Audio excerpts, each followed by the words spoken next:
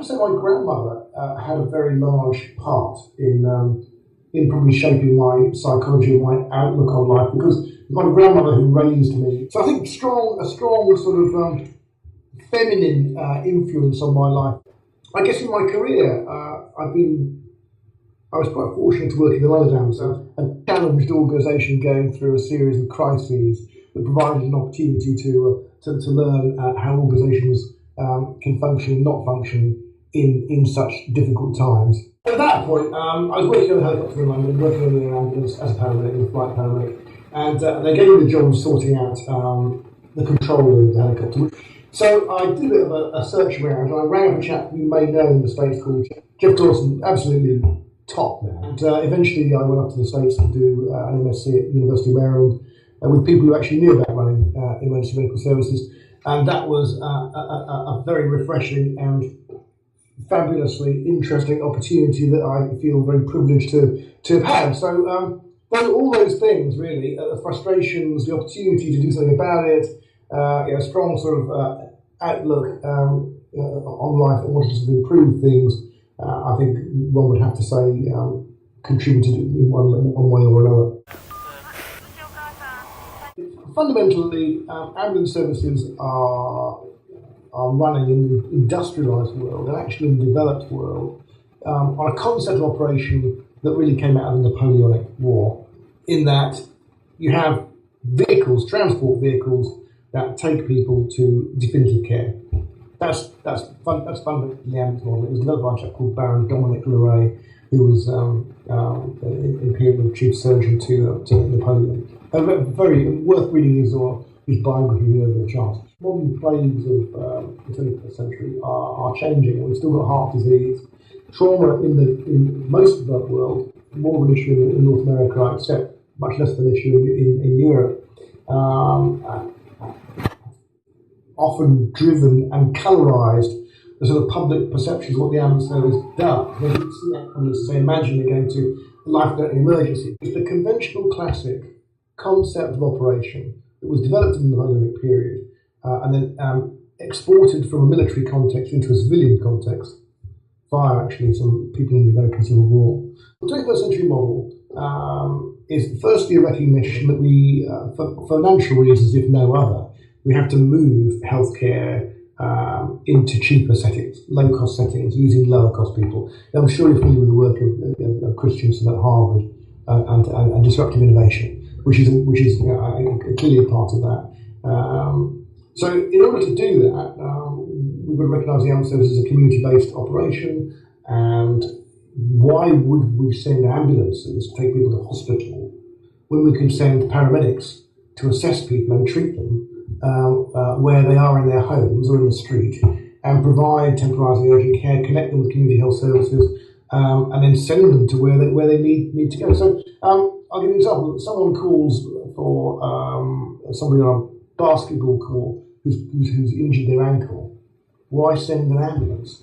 Why not send somebody who's trained as a paramedic who's got what you in the States would call a physician assistant type level of training, and that paramedic would assess that patient using the Ottawa ankle scoring system, standard scoring system. Again, going back to Christensen, it's not like medicine's not a mystery now. There was a time when it was all very sort of let's butcher a goat and have a look and see what the entrails say. Now we know what happens to people with ankle injuries. We can grade them very successfully, and we can treat them because ankle injuries follow a predicted course, depending on what the disruption anatomically or physiologically is. So it isn't rocket science.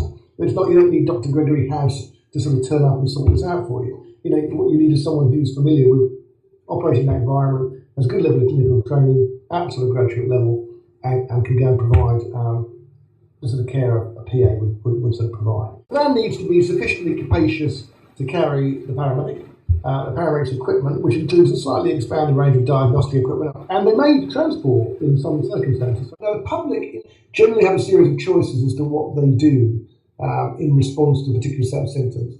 They might want to call their home physician. They might want to go to see a nurse practitioner in a walk-in centre. They might want to call a Kaiser Permanente, ask a nurse. And they might want to dial 911. Depending on who they present to, they'll probably get a different response. So we need a system that really takes the set of symptoms and addresses them in a relatively simple sort of way. But equally, it has to be able to determine very rapidly if we've got a patient at high risk here. So that it does put a very major premium on the effectiveness of the upfront triage system. Putting clinicians in the control room is also very important. Having strong leadership in the control room is also very important. It's a much stronger hear and treat function. So it's hear and treat rather than just the non-cerebrating, almost reflex action that tends to happen in most traditional control centres.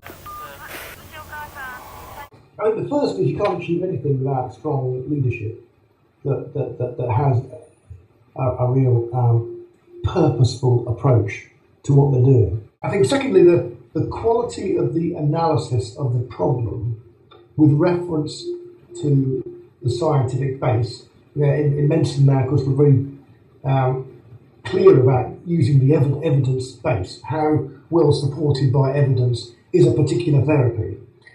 Some people have spoken, some commentators have said that people are actually, the public are more at danger from ill-informed policy making than sort of ill-informed clinical work, because there isn't the same quality of analysis. So I think you've really got to think things through, how it's possible to sort of construct and synthesize the countermeasures to the real problems rather than the imagined problems. Quality analysis, drawing on the evidence, using a scientific method. And so much of management doesn't do that. And because to get to grips with the real problems is hard. Jack Stout, who was my mentor, he's retired now, he said that, actually, the toughest thing about all this is it's just hard work.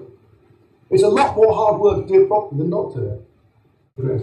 And I think using the opportunities from technology, because there's an awful lot of new technologies that make it possible to do this in the pre-hospital setting, which wouldn't have been there before. Things like just small devices that we use that you can do a white cell blood count, in a second. You couldn't, this technology didn't exist 5 years ago. It didn't exist probably 3 years ago in a mass-produced way.